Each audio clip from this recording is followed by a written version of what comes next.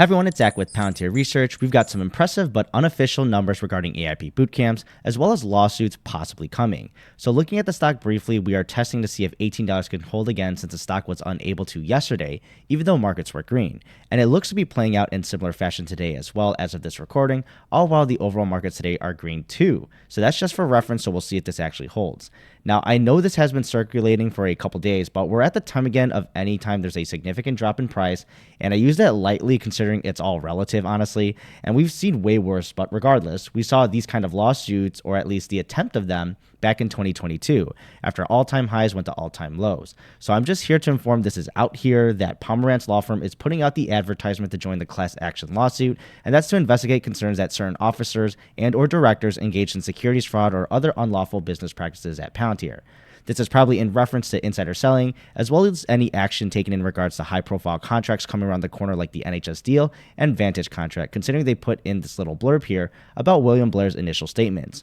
So these are the ploys that come out to make a quick buck for these law firms, and it happens to basically every company when it happens when their price drops down and if they're not a blue chip company. And if you're a Palantir shareholder who would join these kind of law firms, then you must really believe there is some sort of funny business there. So you need to understand the consequences of that. But other than that reasoning, it'd be against your interest, considering it will cost Palantir time and money and bad PR to fight any form of lawsuit, even if it's frivolous. And that means it's technically coming out of your own pocket as a part owner of the company you'd be suing. So yeah, a nothing burger to me, but still important for newer investors to hear about that's never experienced this kind of news before. Now, next is the news that's been circulating for a couple days as well. So check out Twitter and also Mitch's channel, which covered his thoughts on this too. But either way, I've been aware of it, but really want to be careful since these are undisclosed, unofficial numbers, not from management's mouth themselves in an interview or PR. So first, shout out to Lord Grimm for finding this out on X, but the major reasons this picture is that a director of data analytics solutions at PwC posted on LinkedIn a picture from a Palantir Christmas event. We get a cool snippet about the NHS and improvements of discharge summaries, but I think what took all the attention was the image here. 414 boot camps, 634 organizations, 27 industries, and 1,000 participants. Honestly, all impressive numbers considering we expected less so far, and the concept of AIP boot camps is so new, and I'd say it's only been around several months by this point since we've heard about them.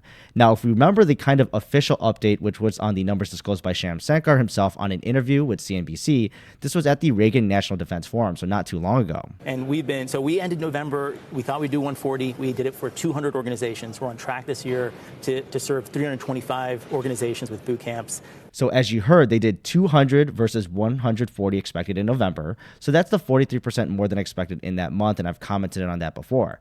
Now, important to this image is at the time he said they were on track this year to serve 325 organizations with boot camps. Now, pay attention to that wording carefully. Now, this is my assumption from the slide, and I'm hoping I'm not mixing up organizations and boot camps here, but you heard from Shyam Sankar himself, 325 organizations with boot camps versus 634 organizations, which sounds much higher than that 325, and that would be a 95% higher number than expected.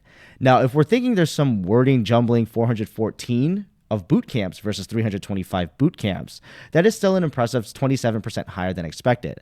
So I'm going to err on the side of caution here and note that Shyam's numbers mean 325 boot camps rather than individual organizations and the overperformance by 27, which makes more sense to me at least. And I don't want to get myself all excited. So with caution, these are not numbers disclosed by Palantir or management themselves to the greater public and not through any official PR channels or interviews. Do you think Palantir will exceed expectations on their boot camp numbers? We'll probably see at the next earnings, and I'll see you in the next video.